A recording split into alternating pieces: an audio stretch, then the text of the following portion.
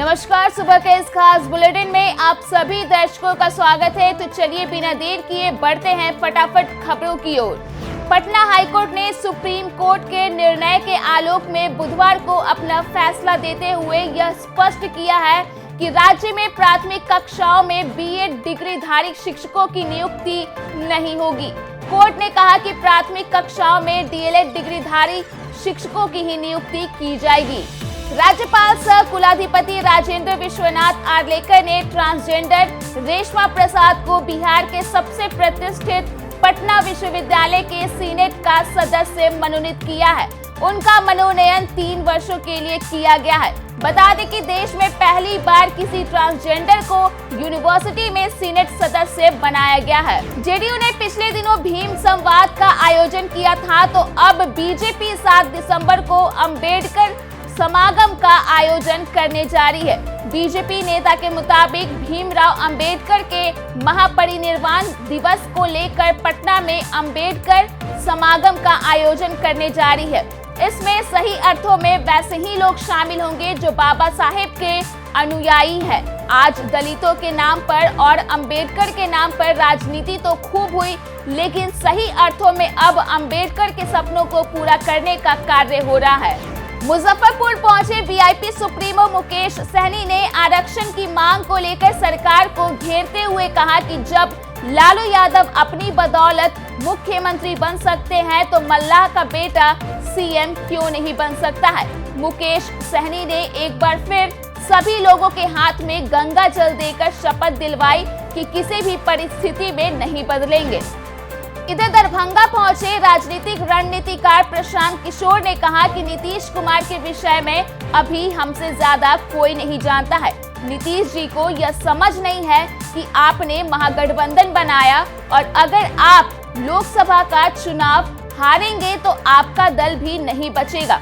उन्होंने तंज कसते हुए कहा कि लालू नीतीश एक दूसरे को कितना चाहते हैं यह बात तो हम जानते हैं। इसका कारण बताते हुए उन्होंने कहा कि 2015 में हम ही दोनों को एक साथ लाए थे। वहीं बिहार में परिवहन नेटवर्क को और सुदृढ़ करने के लिए राज्य के सुदूर गांवों को जिला मुख्यालय से जोड़ा जाएगा। इसके लिए सुदूर गांवों से जिला मुख्यालयों के लिए 3600 बसें चलाने की योजना है। ये बसें चरणबद्ध रूप में सभी जिलों के लिए चलेंगी। नई योजना के लिए आवेदन की प्रक्रिया शुरू हो गई है। बिहार सरकार की ओर से बस खरीदने के लिए 5 लाख रुपए का अनुदान दिया जाएगा। अगली खबर झारखंड से है, जहां झारखंड सरकार किसानों को साल 2023-24 में उनके फसल के न्यूनतम समर्थन मूल्य पर प्रति क्विंटल 117 रुपए का बोनस दे सकती है। इसका प्रस्ताव खाद्य आपूर्ति विभाग ने तैयार किया है। इस फैसले से 2 लाख से ज्यादा किसानों को सीधा फायदा मिलेगा। हालांकि विभाग को इस प्रस्ताव पर कैबिनेट की सहमति लेनी होगी। वहीं अभिनेत्री अमीषा पटेल के चेक बाउंस से जुड़े मामले की सुनवाई रांची के सिविल कोर्ट में हुई। सुनवाई के दौरान शिकायतकर्ता अजय कुमार सिंह ने गवाह से क्रॉस एग्जामिनेशन किया गया। अमीषा पटेल के वकील की ओर से जुर्माने की राशि जमा की गई। सुनवाई के बाद अगली सुनवाई 11 दिसंबर को होगी। यह सुनवाई judicial magistrate first class Digvijay Nath Shukla की अदालत में होगी। तेलंगाना कांग्रेस प्रदेश अध्यक्ष और विधायक रेवंत रेड्डी गुरुवार को तेलंगाना के नए सीएम के रूप में शपथ लेंगे। शपथ ग्रहण समारोह दोपहर करीब 1 बजे हैदराबाद के विशाल एलबी स्टेडियम में होगा। इसमें करीब 1 लाख लोगों के शामिल होने का अनुमान है। दरअसल वीआईपी के अलावा रेवंत रेड्डी ने आम लोगों को भी इस कार्यक्रम में शामिल होने के लिए खुला निमंत्रण दिया है।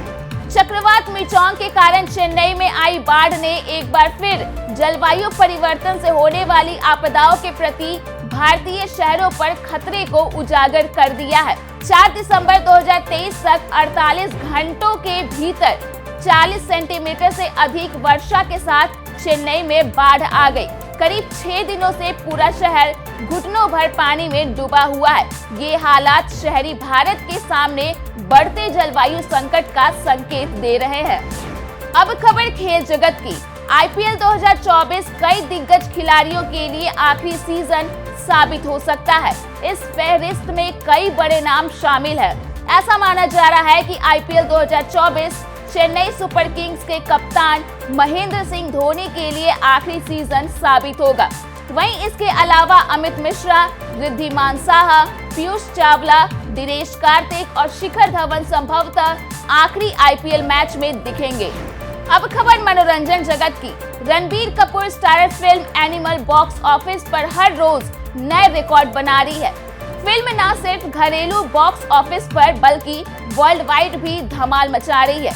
रणबीर कपूर की फिल्म ने 5 दिनों में अब तक दुनिया भर में 500 करोड़ का आंकड़ा पार कर लिया है। वहीं भारत में भी फिल्म 300 करोड़ रुपए के क्लब में शामिल हो गई है। अब खबर मौसम के मिजाज की। बिहार में मिचोंग तूफान ने बड़ी तेजी से असर दिखाया है। बुधवार की रात हल्की बारिश होते ही राजधानी पटना समेत कई जिलों का पारा लुढ़क गया। सिर्फ शर्ट में घूम रहे लोगों को स्वेटर और जैकेट का सहारा लेना पड़ गया। इधर पटना मौसम विभाग के पूर्वानुमान के मुताबिक 9 दिसंबर से बिहार का मौसम तेजी से बदल सकता है।